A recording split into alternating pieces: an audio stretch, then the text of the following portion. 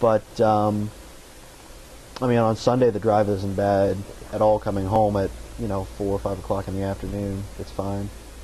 And going down there, being a guard unit on an active duty base is a little bit different from being a guard unit on a guard base.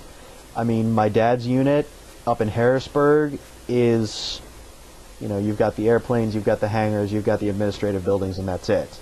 Down at Andrews, you've got, a full dining hall, you've got a BX, you have a commissary, you've got a Class 6, you've got a gas station there, you have a golf course down there, you have a garage for your car if you need to use it.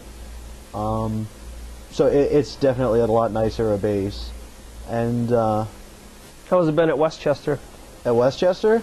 Westchester's a great school. Honestly, I love it here. Do you work for the university? No, I don't work for the university. Actually, this is not a paid message. But great town, great school. Why? Well, I guess I have to say the standard I've been comparing it to is George Washington University, Tier 1 school down in D.C. As far as the professors go, some of the professors down in D.C. have a little bit better credentials, but honestly, I consider that to be a little bit more of a liability than an asset. I mean, my macroeconomics professor taught 8 to 8:50, and then he left to go to his other job at the Treasury. So had no office hours. You could never get a hold of him. I ended up getting a D in that class, so I have to retake it here because he was never around. But the professors here are a lot more helpful, a lot more willing to stay after class or meet with you. If you wanted to talk to a professor at George Washington, you emailed them and set up an appointment. They didn't keep regular office hours, and the professors are more than willing to even, if you just want to talk about something. Like, I've gone back and I've talked to a couple of professors from my last semester, just to say hi and see how they're going. The students are great. They're really involved. I really enjoy being around in the town. It's definitely a college town atmosphere, which is a lot different from Washington. Mm-hmm. I miss the bustle of the city, but at the same time, I like seeing trees. How have you found a military, veteran, that type of atmosphere on campus? Different, better, good? I mean, GW had a pretty organized SVA chapter. I didn't get too involved with them on the grounds that for the majority of my time down there I hadn't even been to basic training yet. So I was kind of like, why would I do that? Being here, I'm really excited about being involved in the formative years of the SVA chapter. I think it's an opportunity for us to really define what the student veteran community here on campus is going to do for as long as it lasts. I think there's a lot of opportunity for us to really do some positive change and make ourselves a dominant force here on campus for, you name it. I mean, I just picked up a copy of USA Today, and there was a report from the mayor of Philadelphia said, that like 16% of all homeless people are veterans.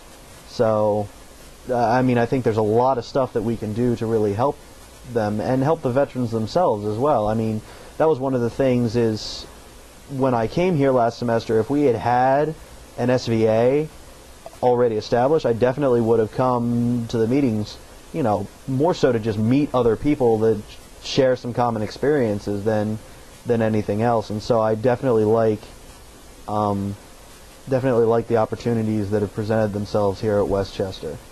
How do you see yourself moving forward? I mean, you've re-enlisted in the Guard? I haven't re-enlisted. I had a 6-year enlistment, so I've got like two and a half more years on my enlistment term. And but I definitely plan on doing one of two things. When I graduate college, I would like to board for a pilot slot.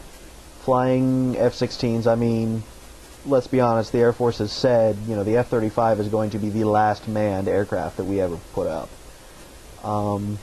I think being able to get in and be a pilot, before being a pilot goes away. I mean, within your and my lifetime, we will witness the end of manned aircraft in the United States Air Force. And so I think to be a part of that would be really cool. But, I mean, even if I don't get a pilot slot, because it's very competitive, I mean, people apply for pilot slots in Guard units all across the country. I mean, they'll put in their package to, 5 or 6 different units, which is not something I want to do. I mean, I've really fallen in love with the 113th and just the unit community down there, and I really like it. And if I don't get a pilot slot at the 113th, I'm going to stay on as a crew chief at the 113th because, I believe more in the unit necessarily than my own personal ambitions, at least down there. But and the military would be the dominant portion of your life, or you intend to have what type of job outside, or what's the balance that you hope to strike there moving forward? Honestly, I'm keeping my options open on it. I don't think I want to do full-time military.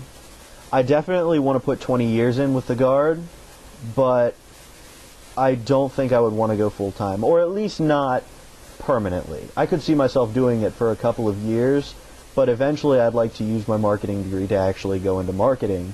And, I'd like to work in the corporate sector. I could see myself in Philadelphia, Baltimore, Washington, Richmond, Pittsburgh, any of these areas. And still able to go back to your unit. Yeah, and still go back and commute down there. And, who knows, maybe get my law degree and go into politics. It's, like I said, I'm keeping my options open. All right, well, good luck to you, and thanks very much for giving us an interview. And thank you. Take care.